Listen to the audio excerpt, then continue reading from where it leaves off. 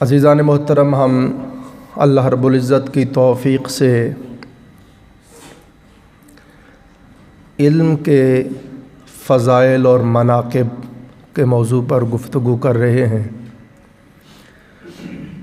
آج بھی اللہ پاک کی توفیق سے ہمارا موضوع ہے ہر مسلمان مرد اور ہر مسلمان عورت پر علم حاصل کرنا فرض ہے۔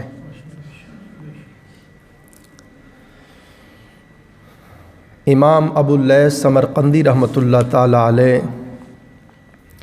آپ کی کتاب بستان العارفین سے پڑھ رہا ہوں۔ آپ فرماتے ہیں، اور تمام علماء نے، تمام مفسرین نے، تمام فقہاء نے یہی بات لکھی کہ بندے کے اوپر جو چیزیں فرض ہیں،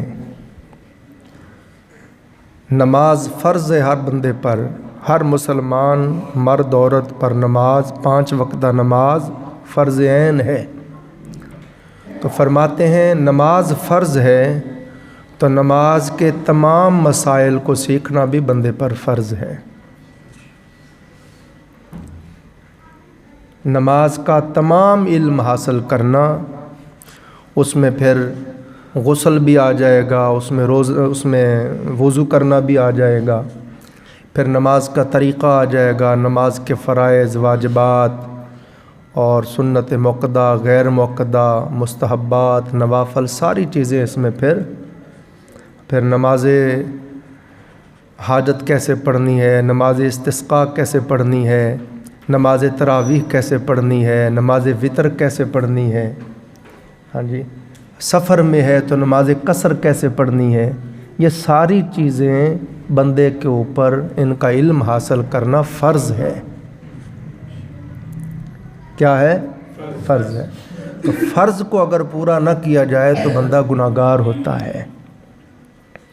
اسی طرح امام ابو اللیث سمرقندی رحمۃ اللہ علیہ نے، حضور امام غزالی رحمۃ اللہ علیہ نے، اور صاحب تفسیر تبیان القرآن نے، سب نے یہی لکھا، روزہ رکھنا بندے پر فرض ہے تو روزے کے تمام مسائل کو سیکھنا بھی فرض ہے۔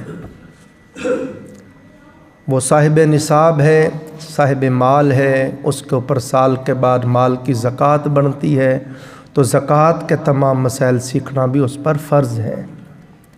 وہ صاحب استطاعت ہے، اس پر حج کرنا فرض ہے، تو حج کے تمام مسائل کو سیکھنا اس پر فرض ہے۔ اس طرح ہم کاروبار کرتے ہیں تو کاروبار کے مسائل کو سیکھنا بھی بندے پر فرض ہے کہ اس کو حرام اور حلال کی تمیز ہو سکے۔ تو یہ بڑی بنیادی بات آپ نے بیان کی کہ جو چیزیں بندے پر فرض ہیں ان کا تمام علم حاصل کرنا بھی بندے پر فرض ہے۔ اب بڑے ادب کے ساتھ پچھلے جمعے بھی میں نے آپ کی خدمت میں اس درد کا اظہار کیا کہ ہمارے مسلک میں لوگ محبت کا دعویٰ بڑا کرتے ہیں، بڑی محفلیں کرواتے ہیں، پوری رات محافل ہو رہی ہیں، اور داڑھی منڈے نعت خوان آ رہے ہیں، اور گانوں کی طرزوں پہ نعتیں ہو رہی ہیں، اور ناچ رہے ہیں، اور پتہ نہیں کیا کیا ساری رات۔ ہاں جی، ساری قوم اسی پہ ہی لگی ہوئی ہے۔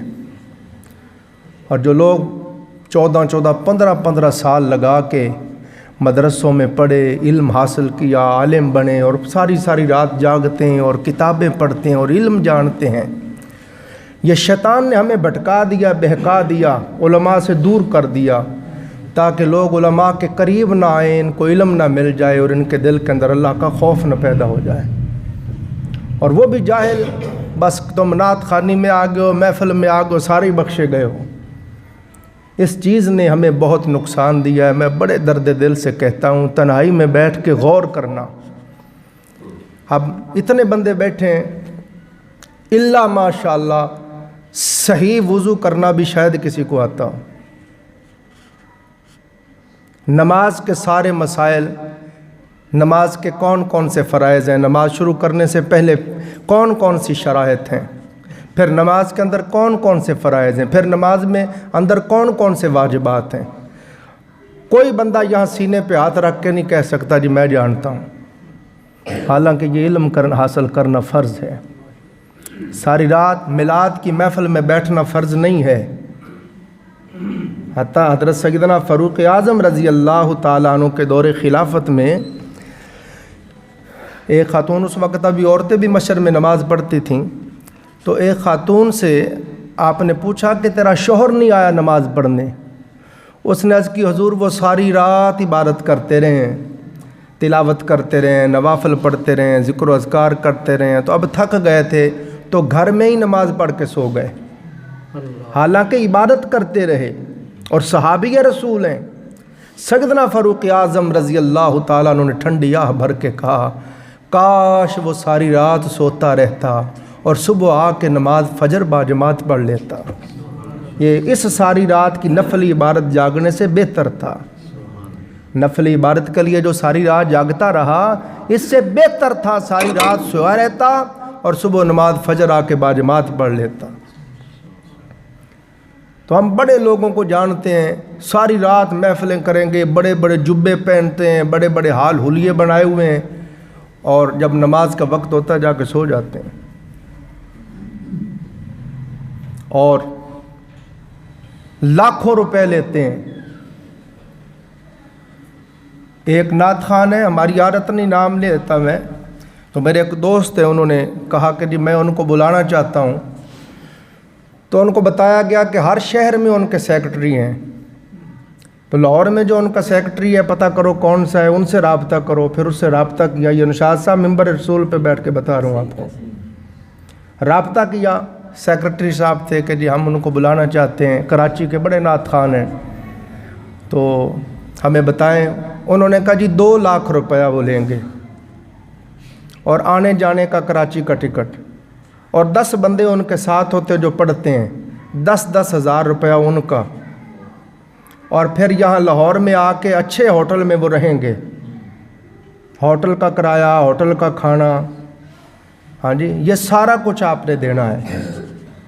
تو وہ گالی دے کے کہنے لگا اس سے پھر بہتر نہیں میں اتنے پیسے کسی غریب آدمی کی بیٹی کی شادی پہ لگا دیتا ہوں، سمجھے؟ 50-50 ہزار روپے لیتے ہیں، لاکھ روپے لیتے ہیں، لعنت ہے ایسی نعتیں پڑھنے پہ اور نعتیں سننے پہ۔ کوئی نعت خوانی نہیں ہے، کوئی دین کی خدمت نہیں ہے، اور ہمارے علماء بیچارے بیٹھے رہتے ہیں، سنتے ہی کوئی نہیں، کلچر ہی ختم ہو گیا۔ اور وہابیوں کو دیکھیں، دیوبندیوں کو دیکھیں، شیعوں کو دیکھیں، وہ لوگ مدرسے بنا رہے ہیں، علماء پیدا کر رہے ہیں، پڑھ رہے ہیں۔ ہمارے لوگ جناب باتیں بڑی کریں گے، عاشق بڑے بنیں گے، کوئی بات پوچھ لو پتہ ہی کوئی نہیں۔ یہ بڑی دکھ کی بات ہے، ان چیزوں کی طرف بھی غور کریں۔ داڑھی منڈے گانوں کی نعتوں پہ نعتیں پڑھنے والے لاکھوں روپے ان کے اوپر لٹا دیں گے۔ میں ایک ڈاکٹر صاحب سے دوائی لینے گیا تو وہ مجھے کہنے لگے قاری صاحب میں نے مجرے دیکھے ہیں، بالکل اسی طرح کا ایک رات بھی میں نے مجرا دیکھا ہے۔ میں جی وہ کیا؟ کہتا جی اسی طرح نعت خان ناچتا تھا اور گاتا تھا اور اسی طرح اس کے اوپر پیسے پھینک رہے تھے۔ یہ کوئی عزت نہیں ہے۔ پیسے کس کو نہیں چاہیے ہوتے؟ کس کی ضرورت نہیں ہے پیسے؟ میں اس کے اوپر بڑے لمبے چوڑے بحث کر چکا ہوں، خطاب کر چکا ہوں۔ پیسے کے بغیر تو بندے کی معاشرے میں عزت ہی کوئی نہیں ہے۔ آپ کے پاس پیسے نہیں ہیں، آپ جتنے مرضی نیک ہیں، صالح ہیں، پارسا ہیں، آپ کو رشتہ ہی کوئی نہیں دے گا۔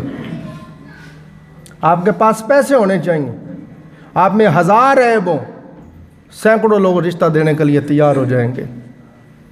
آپ کے پاس پیسے نہیں، آپ کی بیٹی بیٹھی بوڑھی ہو جائے گی، کوئی رشتہ ہی نہیں کرے گا۔ کہ میں غلط کہہ رہا ہوں؟ آپ نماز پڑھیں، آپ روزہ رکھیں، آپ زکوٰۃ دیں، آپ تلاوت کریں، یہ سارے اعمال سے بندے کے صغیرہ گناہ معاف ہوتے ہیں۔ حج کر لے تو بندے کے کبیرہ گناہ بھی معاف ہو جاتے ہیں۔ حج کرنے کے لیے بھی 7-8 لاکھ روپے چاہیے۔ حضور علیہ السلام نے فرمایا نکاح کرنا نصف ایمان ہے، اس سے بندے کا ایمان مکمل ہو جاتا ہے۔ تو مجھے بتائیں ایمان پورا کرنے کے لیے بھی پیسے چاہیے۔ 8-10 لاکھ روپیہ ہو تو پھر شادی ہوتی۔ پیسے کس کو نہیں چاہیے؟ ہر بندے کی ضرورت ہے، اس کے بغیر بندہ چل ہی نہیں سکتا۔ مگر یہ کوئی عزت نہیں ہے کہ ایک عالم بیٹھا ہوا ہے پڑھ رہا ہے تو آپ 10 روپے رکھ دیں، پھر وہ 10 رکھ دیں، وہ جس طرح بھکاریوں کو دیتے ہیں، بیٹھا مانگنے والا اس کے آگے رکھ رہے ہیں۔ ہم نے مشائخ کو بزرگوں کو دیکھا ہے, اپنے اساتذہ کو دیکھا ہے, وہ ہاتھ میں بھی پکڑاتے تھے, نہیں لیتے تھے, پسند نہیں کرتے تھے, وہ کسر نفسی سمجھتے تھے, بے عزتی سمجھتے تھے. کوئی جیب میں ڈال دیتا خاموش رہتے.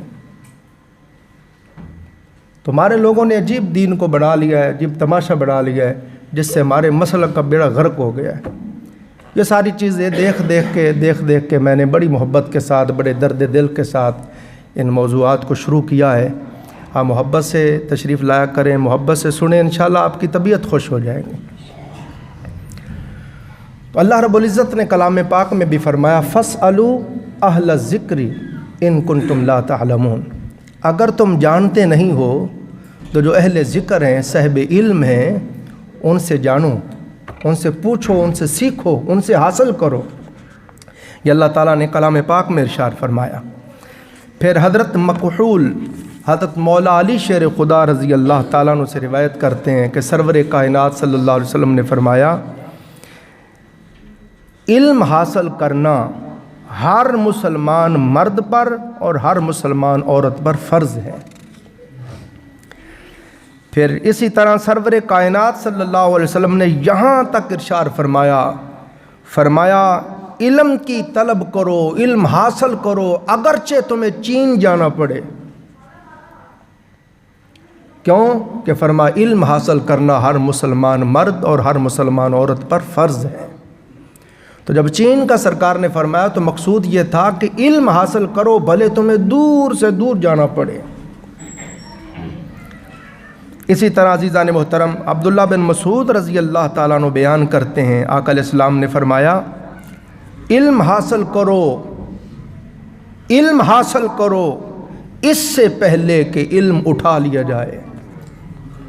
اور علم کا اٹھا لیا جانا یہ ہے کہ اللہ پاک صاحبان علم علماء کو اٹھا لے, علماء کو اٹھا لے.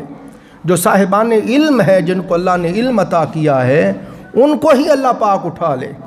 جب وہ اٹھ جائیں گے تو پھر تم علم کہاں سے لوگے؟ تو فرما علماء قبل از اس کے کہ علماء دنیا سے اٹھ جائیں, چلے جائیں, ان سے علم سیکھ لو, ان سے علم لے لو. اور فرمایا تمہیں اس لیے بھی علم سیکھنا چاہیے کہ تم نہیں جانتے علم کی کب ضرورت پڑ جائے.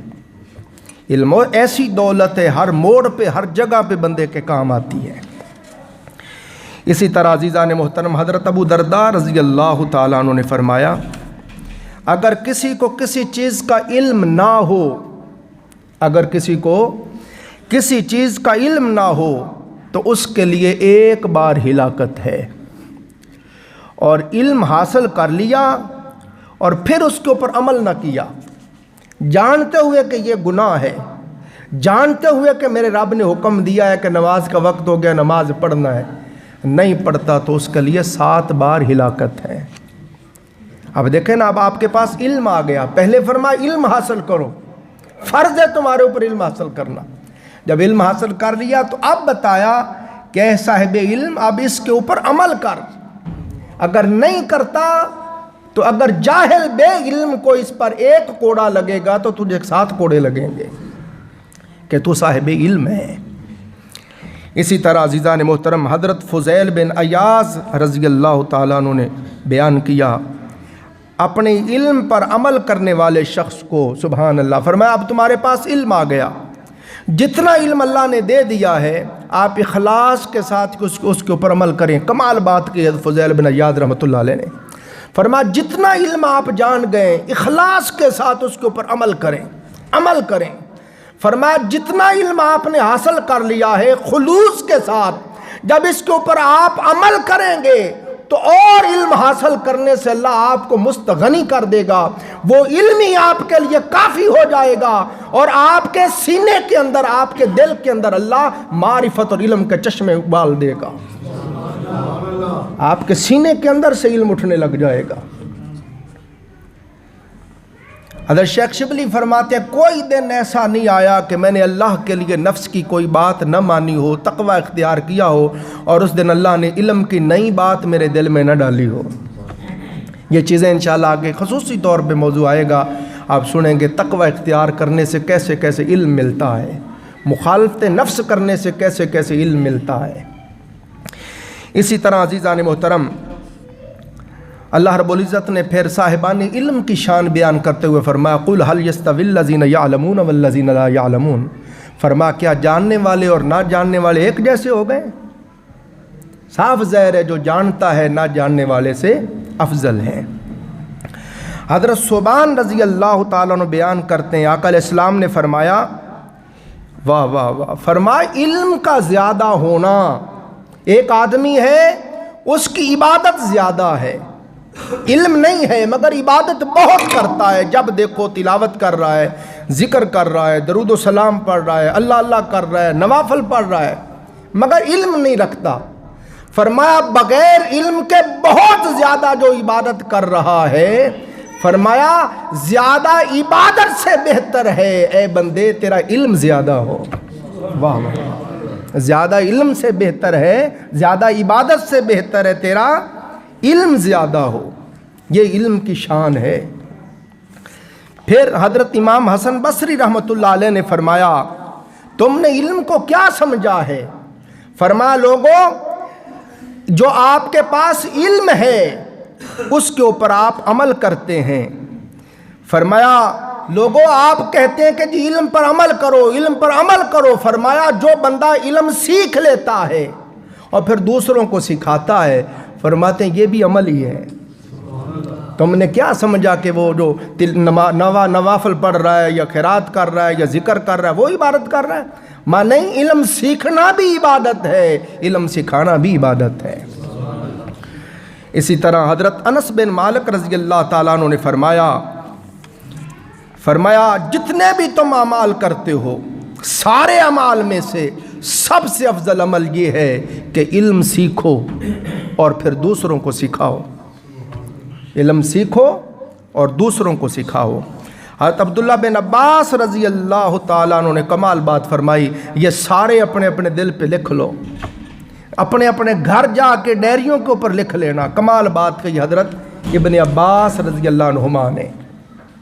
آپ نے فرمایا رات کو تنہائی میں تھوڑی دیر کے لیے علمی مذاکرے میں بیٹھ جانا، جس طرح ہمارے یہاں عشاء کے بعد مجلس ہوتی ہر روز، تو فرمایا تھوڑی دیر علم کی مجلس میں بندہ بیٹھ جائے۔ آپ نے فرمایا خدا کی قسم رات تھوڑی دیر علم کی مجلس میں بیٹھ جانا ساری رات کی نفلی عبادت سے بہتر ہے، ساری رات کی نفلی عبادت سے بہتر ہے کہ تھوڑی دیر علم کی مجلس میں بیٹھ جا۔ حضرت عوف بن عبداللہ بیان کرتے ہیں ایک شخص حضرت ابو ذر غفاری رضی اللہ تعالیٰ عنہ کی خدمت میں آیا، اس نے عرض کی حضور میں علم سیکھنا چاہتا ہوں مگر میں ڈرتا ہوں کہ میں اس کے اوپر عمل نہیں کر سکوں گا۔ آگے نئی بات ہے، زبردست بات ہے، توجہ کریں۔ سرکار میں علم سیکھنے کا ارادہ رکھتا ہوں، علم سیکھنا چاہتا ہوں مگر میں ڈرتا ہوں کہ میں اس کو ضائع کر دوں گا، اس کے اوپر عمل نہیں کر سکوں گا۔ حضرت ابو ذر غفاری رضی اللہ سے سوال کیا تو حضرت ابو ذر غفاری رضی اللہ نے فرمایا اے شخص تیرا جاہل رہنا، تیرے جاہل رہنے سے بہتر ہے کہ تو علم حاصل کر، جہالت پر تقیہ کرنے سے بہتر ہے کہ تو صاحب علم بن۔ تو کہتا ہے پتہ نہیں عمل کر سکوں گا نہیں کر سکوں گا، میں وہ بات کی بات ہے پہلے علم حاصل کر، علم حاصل کر۔ جاہل رہنے سے بہتر ہے عمل نہ بھی کر سکے، جاہل رہنے سے بہتر ہے صاحب علم بن۔ اس نے یہی سوال جا کر پھر حضرت ابو درداء رضی اللہ تعالیٰ عنہ سے کیا کہ حضور میں علم حاصل کرنا چاہتا ہوں مگر میں ڈرتا ہوں عمل نہیں کر سکوں گا۔ آپ نے فرمایا اے شخص قیامت کے دن آپ نے فرمایا علم حاصل کر، علم حاصل کر، اس لیے کہ قیامت کے دن جب لوگ قبروں سے اٹھیں گے تو جو جاہل مرے تھے وہ جاہل ہی اٹھیں گے، جو عالم مرے تھے وہ عالم ہی اٹھیں گے۔ جاہلوں کا حشر نشر جاہلوں کے ساتھ ہی ہوگا، عالموں کا حشر نشر نبیوں کے ساتھ ہوگا، نبیوں رسولوں کے ساتھ ہوگا۔ علم حاصل کر، یہ ہے علم۔ آپ نے کبھی یہ چیزیں پڑھی ہیں؟ اس کلچر کو زندہ کرنے کی ضرورت ہے۔ ایک زمانہ تھا کہ لوگ کوئی دن ایسا نہیں ہوتا تھا کوئی نہ کوئی کتاب کا مطالعہ نہ کرتے۔ ہماری زندگی کا تجربہ ہے کتاب سے اچھا دوست ہی کوئی نہیں ہے۔ آپ کتاب کے ساتھ دوستی لگائیں، خدا کی قسم آپ کو بدل کے رکھ دے گی۔ آپ کے اندر انقلاب بپا کر کے رکھ دے گی کتاب. میں منبر رسول پہ بیٹھ کے کہہ رہا ہوں, میں نے ایک کتاب آقا علیہ الصلوۃ والسلام کی عظمت اور شان کی سیرت کی پڑھی, میرے پاس موجود ہے, چھوٹی کتاب تھی اور لکھنے والے نے کمال لکھی, اتنی محبت کے ساتھ, اس کا انداز اتنا کمال ہے, میرے پاس موجود ہے.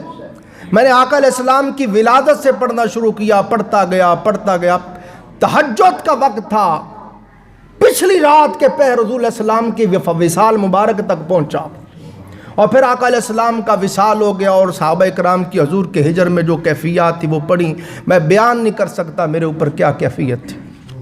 میں رو کے میرا برا حال ہو گیا, اور روتے اور سیدنا فاروق اعظم کا پڑھا, کسی کی آنکھیں پتھرا گئیں, کوئی کھڑا تھا کھڑا رہ گیا, جو بیٹھا تھا بیٹھا رہ گیا.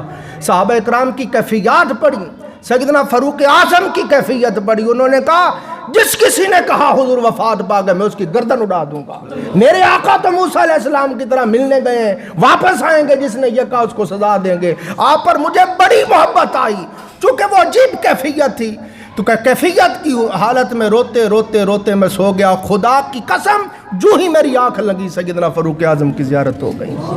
بتایا گیا کہ یہ سیدنا فاروق اعظم ہیں جن کی محبت پر آپ رو رہے ہیں. تو کتاب کی ایسی کتابیں ہمارے پاس موجود ہیں, پڑھتے ہیں, ایک لین میں ہر لین, ہر کتار کے اندر وہ رلا دیتے ہیں, ہر صفحے کے اندر بندہ تڑپ جاتا ہے. اللہ کی محبت نصیب ہوتی ہے, خشیت نصیب ہوتی ہے, حال نصیب ہوتا ہے. تو کتابوں کے ساتھ دوستی لگاؤ.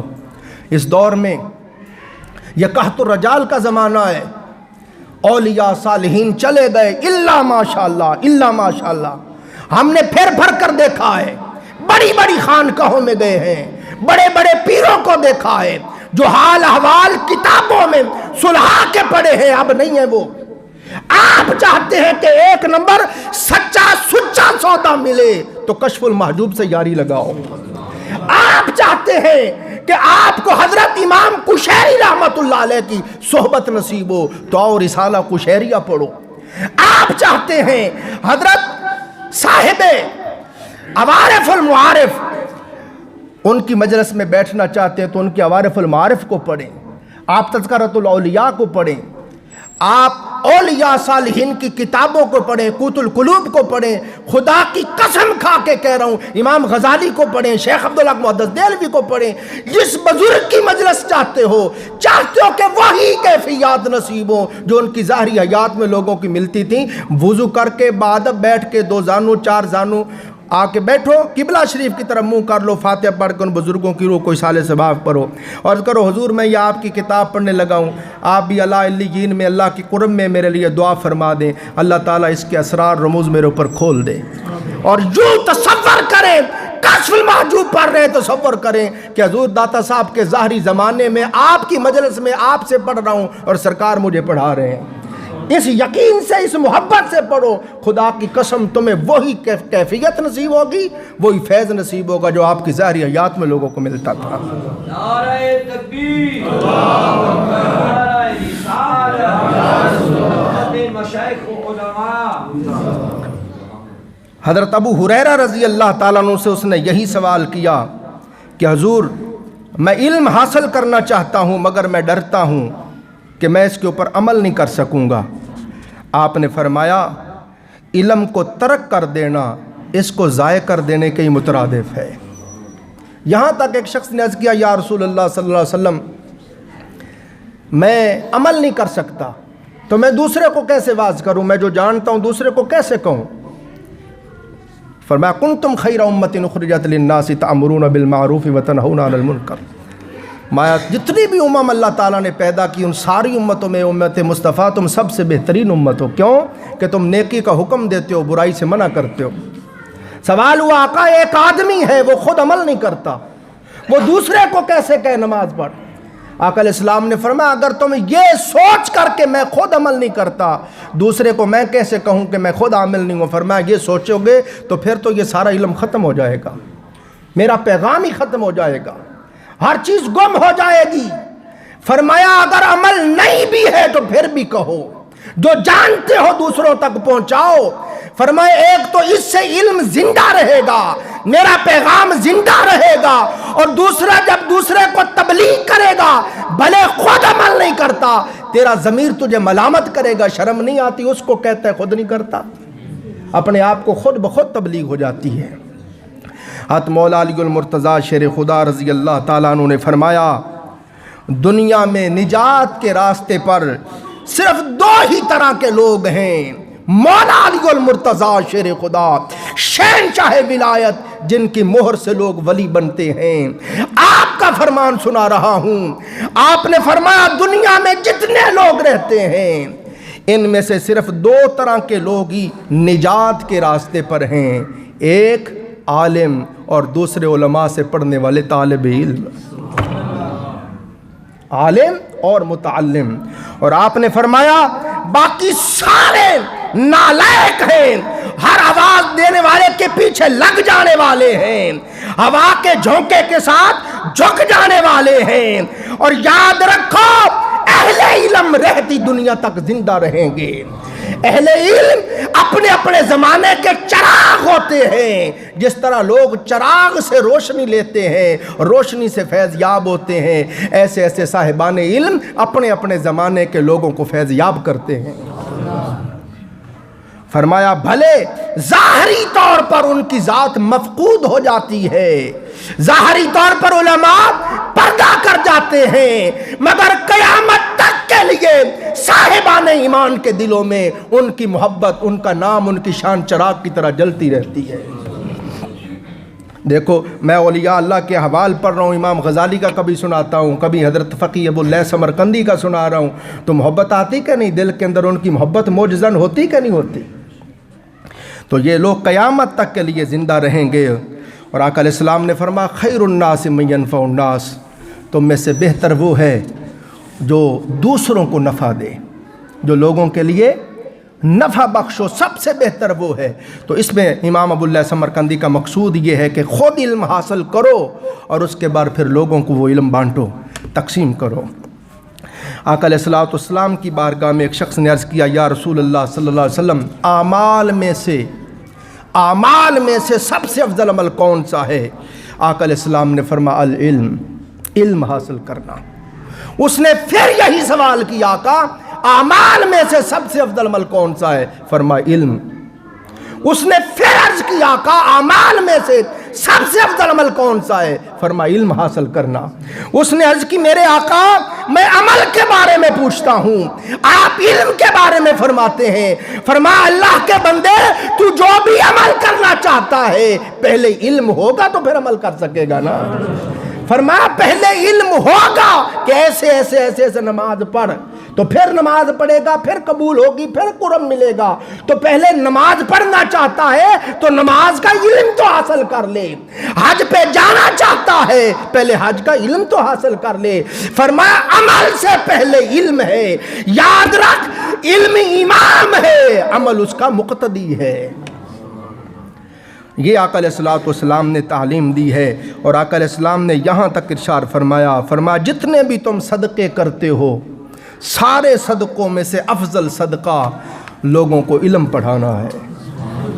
ایک آدمی ہے اللہ نے اس کو بہت پیسہ دیا ہوا ہے، وہ اللہ کی راہ میں خیرات کرتا ہے، مسجدیں بناتا ہے، مدرسے بنواتا ہے، لوگوں کو حج کرواتا ہے، عمرے کرواتا ہے، غریبوں کی مدد کرتا ہے، مال خرچ کرتا ہے، بھوکوں کو کھانا کھلاتا ہے، محتاجوں کی حاجت پوری کرتا ہے۔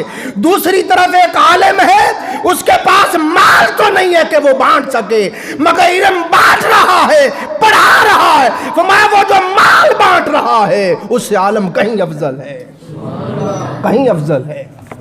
حضور علیہ السلام نے فرمایا صرف دو بندوں پر رشک کرنے کی اجازت ہے، ایک اس پر جس کو اللہ نے مال دیا ہو اور وہ اللہ کی راہ میں خرچ کرتا ہو، تو اس پر فخر کرنے کی، رشک کرنے کی اجازت ہے، مولا کاش میرے پاس بھی مال ہوتا میں بھی تیری راہ میں خیرات کرتا۔ اور نمبر دو فرمایا جس کے پاس علم ہو اور وہ لوگوں میں بانٹتا ہو، پڑھاتا ہو، میں اس پر رشک کرنے کی اجازت ہے کہ بندہ کہ کاش میرے پاس بھی علم ہوتا میں بھی لوگوں کو پڑھاتا۔ وقت ختم ہو گیا، انشاءاللہ بہت اچھے اچھے موضوعات علم کے بارے میں آئیں گے کہ طبیعت خوش ہو جائے گی۔ اللہ تعالی ہم سب کو سمجھنے عمل کرنے کی توفیق عطا فرمائے۔ وآخر دعوانا